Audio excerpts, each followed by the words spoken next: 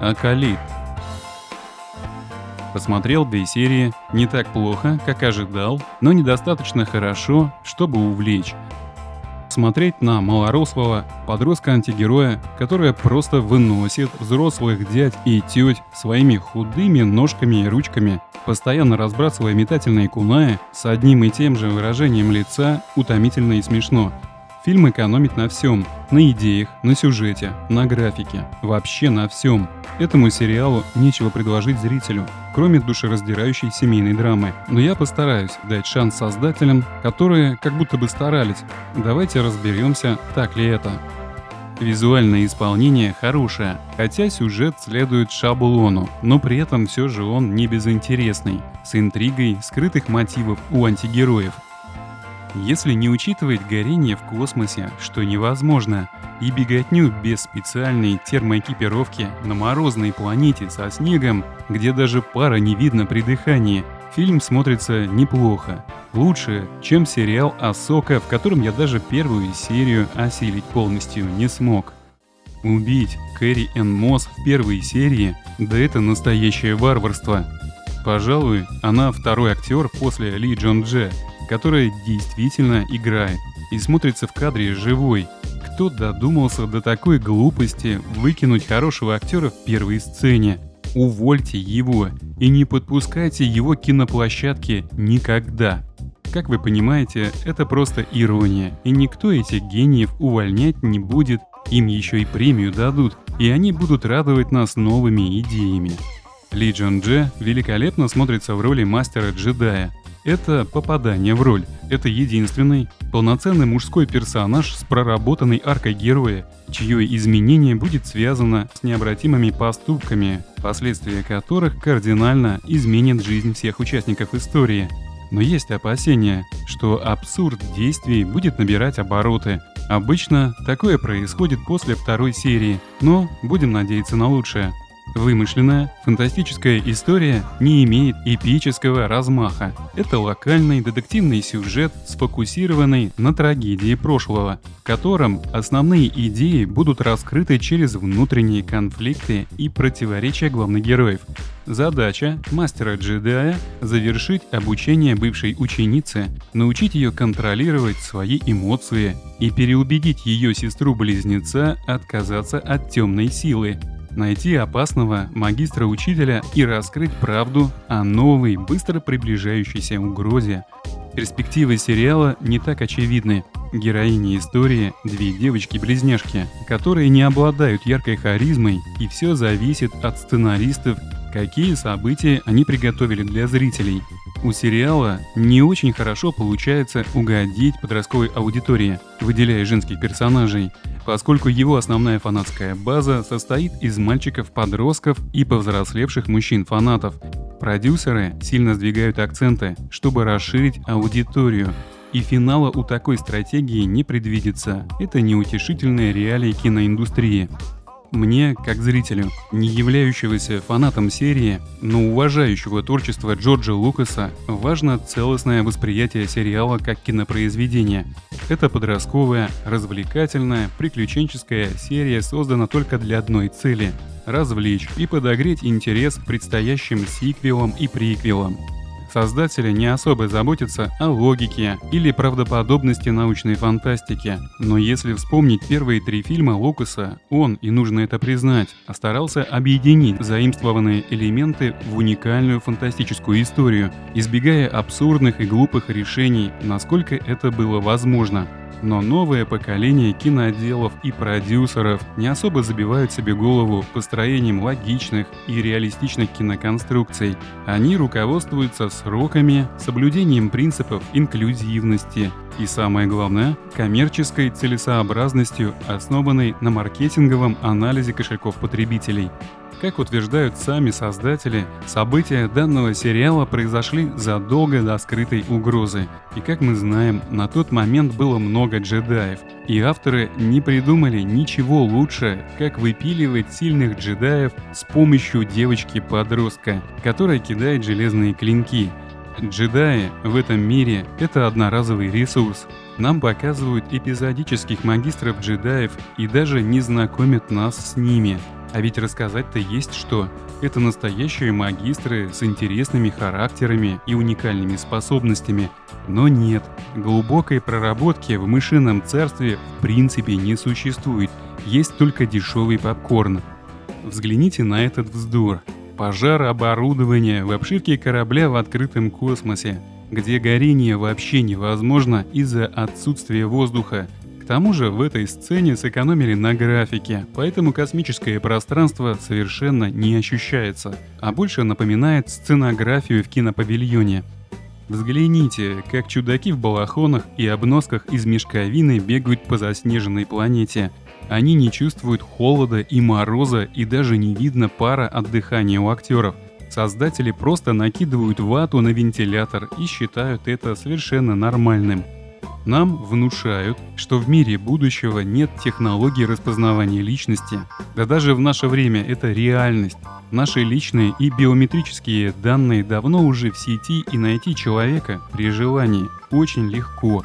Но в этом фантастическом сериале средневековая кибернетизация, где девочек-близнецов могут отличить по старинке только глазами, как в старые добрые времена.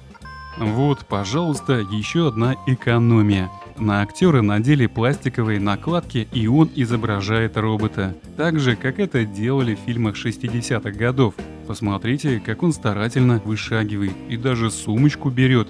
Какой галантный робот Федор. Чудесное зрелище. Примат Вуки тоже обладатель джедайской силы. Не припоминаю таких джедаев. Это персонаж, который изначально был создан в качестве витрины, чтобы подчеркнуть образ авантюрного контрабандиста Хана Соло. Очень трудно представить, как вообще можно обучить мастерству джедаев блохастую полусобаку-полуобезьяну, которая издает монотонные визги одной тональности. Отрицательный персонаж, близнец-девочка Мэй, не снимает лицевую повязку в боевых сценах, поскольку сложные акробатические трюки исполняет ее дублер, а не она сама. Это тоже экономия на лицевой анимации. Магистр Торбин безропотно, без вопросов выпивает яд. Магистры джедая — это обученные, мудрые и умные обладатели великой силы, и тем не менее им приписывают столь наивный и безрассудный поступок. Магистр выполняет чужую волю без раздумий, без размышлений. Он даже не пытается понять, что происходит.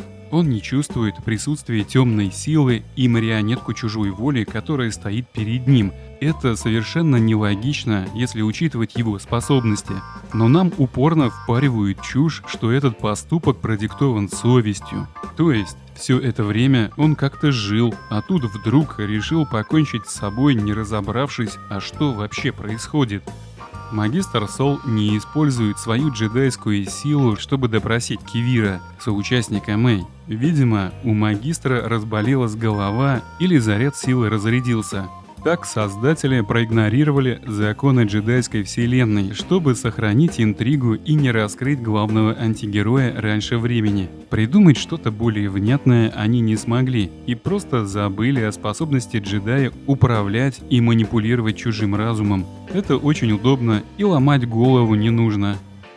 После просмотра первых 2 серий, несмотря на огонь в космосе, я был настроен нейтрально сдержанно. Но вышла 3-я серия, и в этой серии создатели наваливают такое количество незатейливого бреда, который отражает творческий упадок и пропагандистский сюрреализм из бинарных категорий и объективаций, типовой биополитики и спектров идентичности, которых не то что разбираться, а лицезреть и слушать человеку, не имеющему проблем с психическим здоровьем, совершенно бессмысленно. Границ между добром и злом, оказывается, не существует.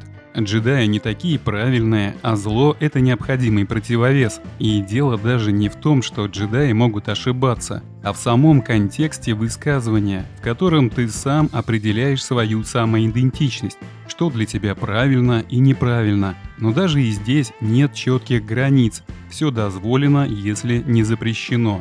Давайте вспомним, что говорил магистр Йода в первом фильме Джорджа Лукаса. «Бойся темной силы, гнев, страх, агрессия, темная сторона силы это. Легко они приходят, дают в битве поддержку. Раз вступишь на темную тропу, навсегда она твою судьбу определит, поглотит она тебя». Но мышиным-топ-менеджерам это не важно. У них своя, защищенная выкупленным авторством лицензионная вселенная. И они в ней хозяева, и они делают все, что захотят. Третья серия — это просто апогей драматургической бездарности. Религия, шаманизм, магия, матриархальное общество, нити вселенной — все перемешано, все перевернуто.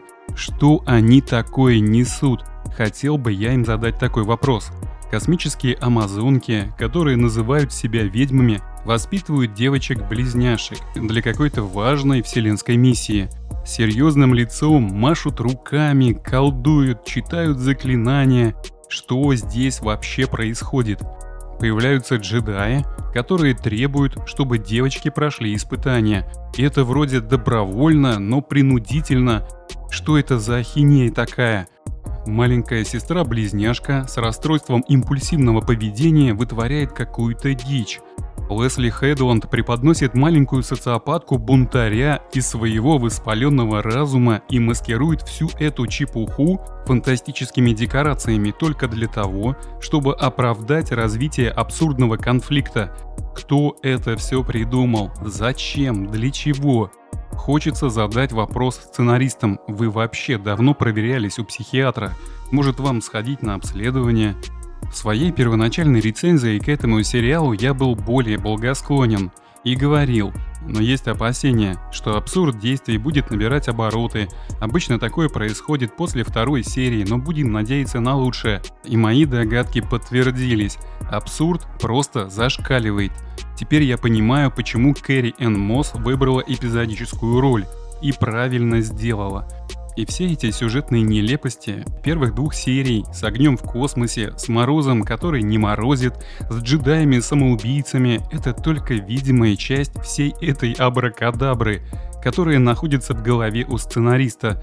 Сериал экономит не только на спецэффектах, но и на здравом сознании и художественном творчестве. Такой сценарной бездарности и постановочной глупости я давно не видел. Эту кинопостановку, на мой взгляд, нужно закрывать на третьей серии, чтобы просто банально не опозориться в глазах зрителей и не дискредитировать студию. Хотя, о чем я говорю? Что там дискредитировать, и так все понятно. Но смотреть этот сериал я не буду. Не буду проверять свои субъективные выводы, ориентируясь на новые серии. Мне хватило 3.